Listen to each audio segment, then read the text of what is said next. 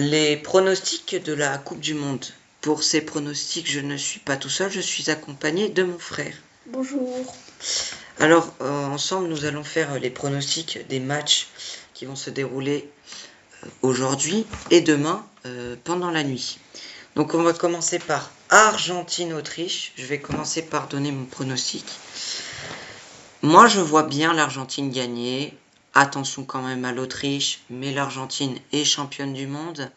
Ils ont Lionel Messi qui a mis un triplé lors du dernier match face à l'Algérie. Ils ont gagné 3-0 face à l'Algérie, même si l'Autriche, certes, a une très bonne équipe.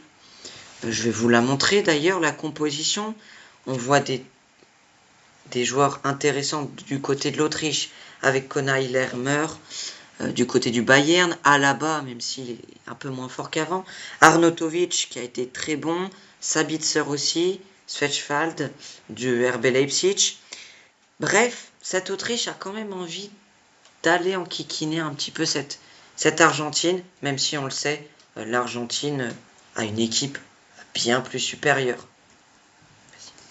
Eh bien, pour moi, l'Argentine devrait avoir une légère avance sur sur l'Autriche. Oui. Même si l'Autriche pourrait potentiellement peut-être gagner s'ils sont assez malins, car ils ont un 4-2-3-1. Effectivement, au score, je dirais quand même 2-1 pour l'Argentine. Après avoir si ça évolue pas. Mais c'est sûr que effectivement, ça va être un match intéressant à suivre à 19h.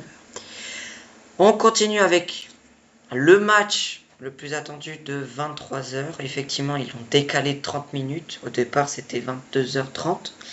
Ils l'ont décalé à cause des orages. Franchement, on va pas se mentir, la France part favori. Mais attention à l'Irak, qui a quand même fait match nul en match amical face à l'Espagne. Donc attention, Didier Deschamps l'a bien dit, c'est une équipe qui a des armes pour enquiquiner les grosses équipes. Même si je vois la France quand même l'emporter après le beau match qu'ils nous ont fait vivre face au Sénégal. Bon, la deuxième mi-temps exceptionnelle. Puis si on regarde vraiment la composition d'équipe, d'ailleurs Barcola sera probablement titulaire après la mauvaise performance de Désiré Doué. Après sinon ça ne change pas. Peut-être Manu Koné, j'y crois pas trop. Lucas Digne, il y a fort à parier qui sera dans cette équipe.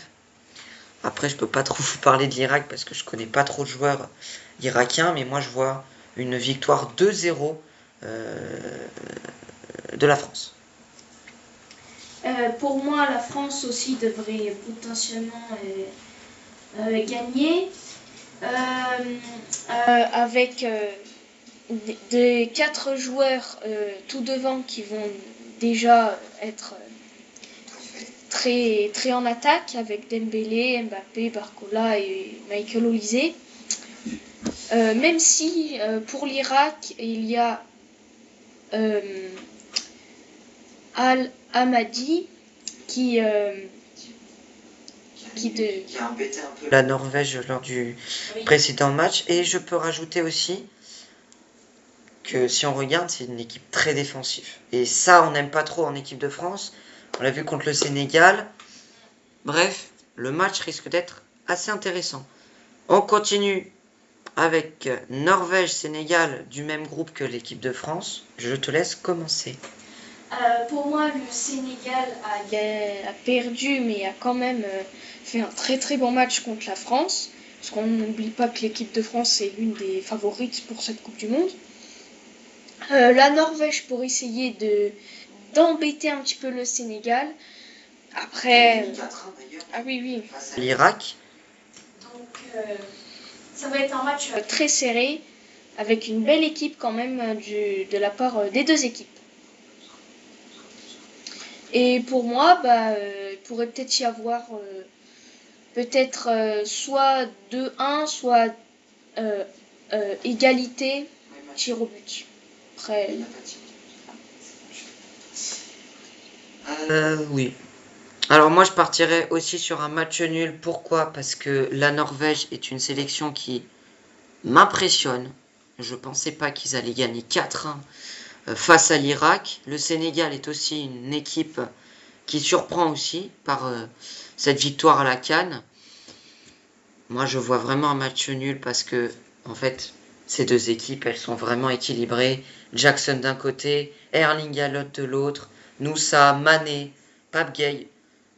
Bref, on a une attaque excellente du côté de la Norvège et un milieu de terrain du côté du Sénégal qui nous a vraiment posé problème face à la France. Match nul. Ah bah, puis avec la composition des deux équipes, on dirait qu'ils ont fait un copier-coller, pas avec les mêmes joueurs. Hein. Toutes les deux équipes sont en... Oui, très équilibrés. 4-1. Ils sont vraiment 4-3-3, effectivement. Alors oui, c'est une composition probable, mais on voit bien que ce sont deux équipes qui sont rapprochées tactiquement. Et on finit avec Jordanie-Algérie. Je vais commencer.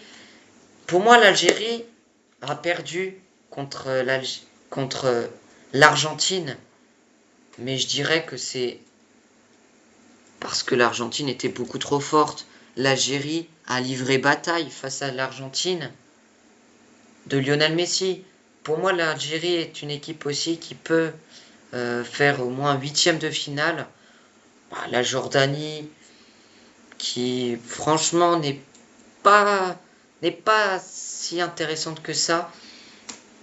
L'Algérie part nettement favori. Je vois une victoire 2-0 de l'Algérie. Quand on regarde, on a Riyad Mahrez, Maza, Baïni, Ait Nouri, Lucas Zidane qui a été malmené face à l'Argentine, mais je pense que l'Argentine réglera la mire et s'imposera 2-0 face à la Jordanie. L'Algérie est une très bonne équipe avec de très bons joueurs. La Jordanie aussi. Il faut savoir qu'il y a des joueurs des deux côtés qui sont potentiellement qui vont peut-être se titiller un petit peu, les attaquants avec les défenseurs, tout ça. Mais oui, l'Algérie peut potentiellement gagner. La Jordanie qui est très physique. Hein. Par rapport à l'Algérie. Un score? Disons qu'on va être aux alentours des 1-0, 2-0, 2-1. Pour qui? Pour l'Algérie, après la Jordanie peut peut-être gagner ou alors faire match nul. Okay. En tout cas, la Jordanie veut faire match nul, forcément. Ok. Voilà, c'était les pronostics. On se retrouve demain pour des nouveaux pronostics.